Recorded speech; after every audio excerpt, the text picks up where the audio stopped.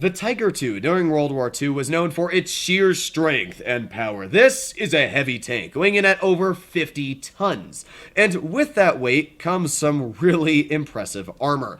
Frontally, during the early stages of the war, the Tiger was able to easily ricochet any Allied forces' guns. When T-34s were rushing over the hills to kill these Tigers, yeah, I think I've read accounts of 20 and 30 T-34s being taken out for every one Tiger that were taken out.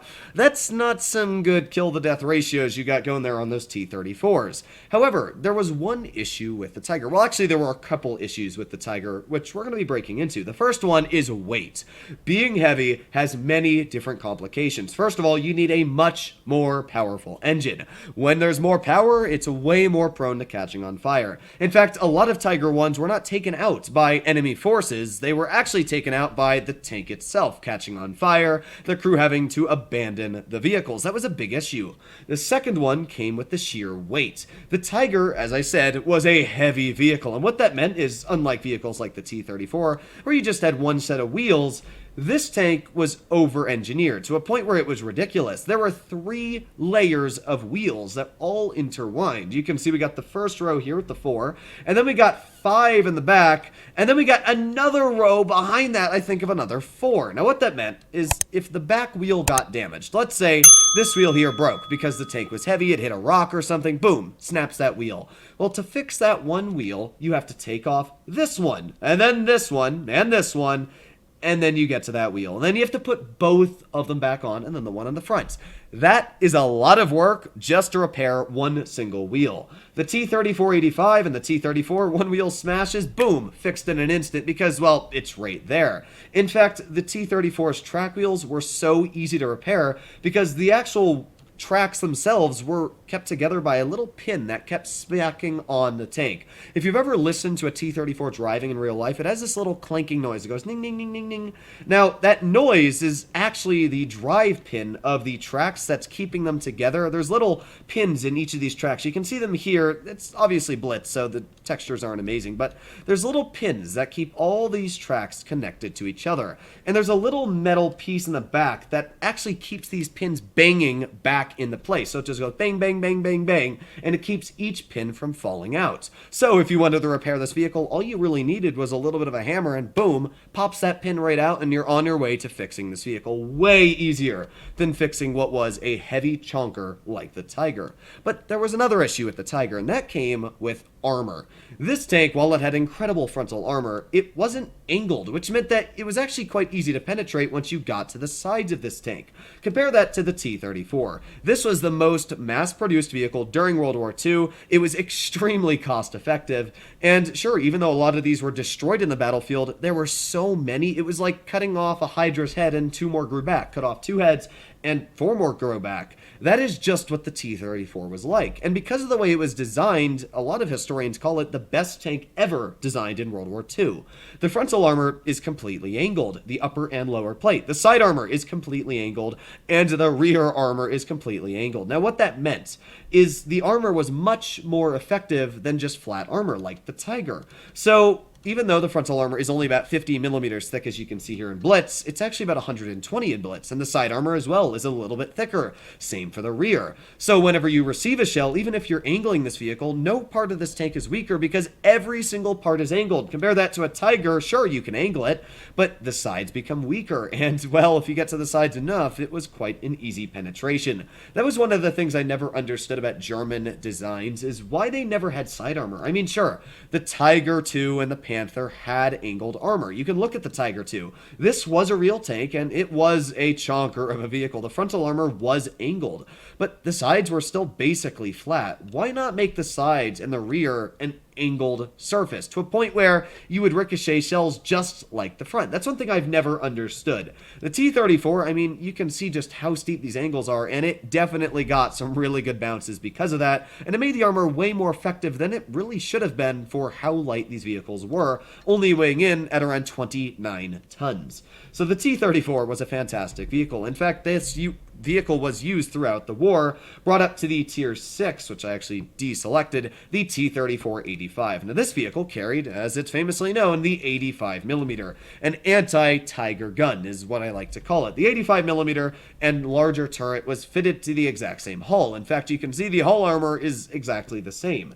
So this is just a T-34 with a larger turret, I think a little bit more powerful engine, and then they just mounted an 85mm instead of the normal 57mm. As I said, this gun was able to penetrate through armor like Tiger armor, which was really strong. And judging that again, the angled armor on this tank worked pretty well. It did a very solid job of bouncing ammunition. And then we go to the T-34-100. Now, enough about history. We're just going to be playing this tank because I think this is a really good vehicle that not a lot of people really talk about. Now, once again, this is a T-34 hull that just has a larger turret and a bigger gun once again mounted on it. And I bet, I'm not sure, but I bet that this was a real vehicle.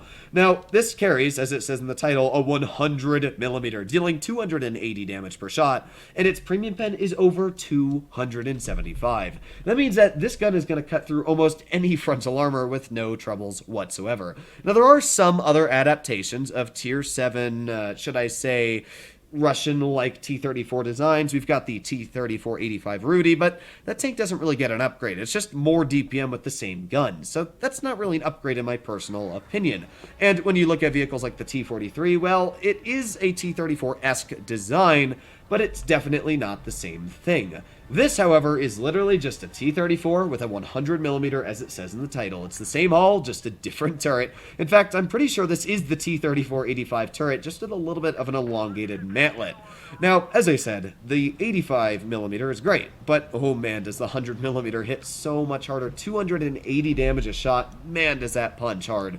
So here we go. Speed is key. Let's get in the position. Obviously, because these tanks only weigh about 30 tons, their mobility is pretty impressive. This tank easily going up to 50 kilometers per hour. There you go. Nice tap into the Dracula. And with that, that guy seems to be quite angry with me, so I'm going to back my tank up before he can get a shell in.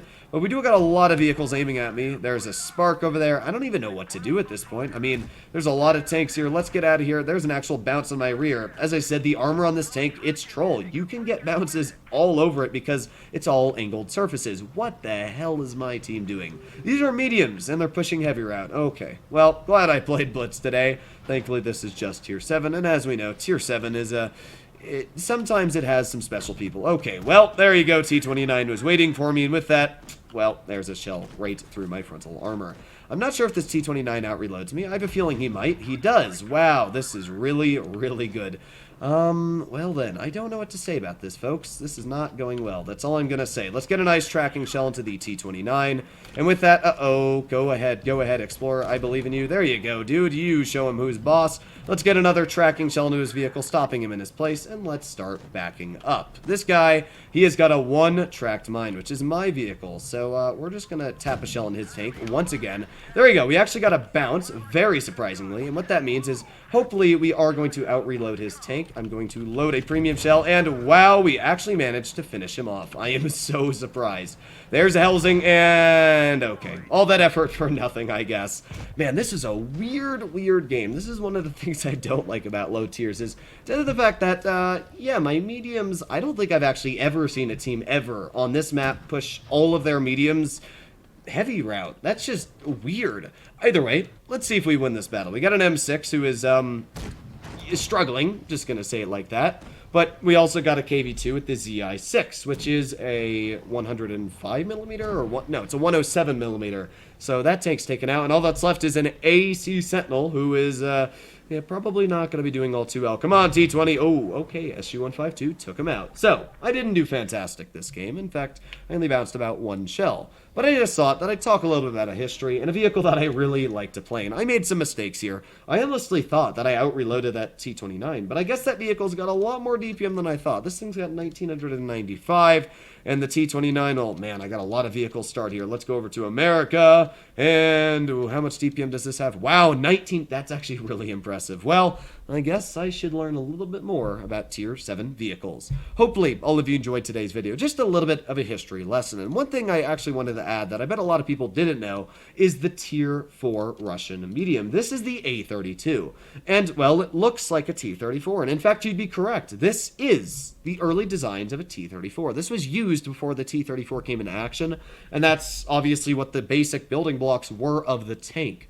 So, pretty cool how the Russians kept the same design throughout the years. You can easily see that. I mean, T-34 to the T-34-85, and then you've even got the T-34-100. It just goes on. And that's one thing I've always loved about the Russians. I mean, even the higher up vehicles like the T-44, it's literally just a T-34, just a little bit more angled on the fronts. And then you go up to even vehicles at Tier 9. The T-54, it looks very similar to a T-44 and the 62A and the Object 140. Even modern Russian tanks look very similar to vehicles that were developed back in the 1940s. I always found that really cool. But let me know what you guys think about today's video in the comments down below. Hopefully all of you enjoyed it. And if you'd like to see more like it, please consider smashing that subscribe button down below. Stay happy, stay healthy, and I'll be seeing you in the next one. Bye-bye.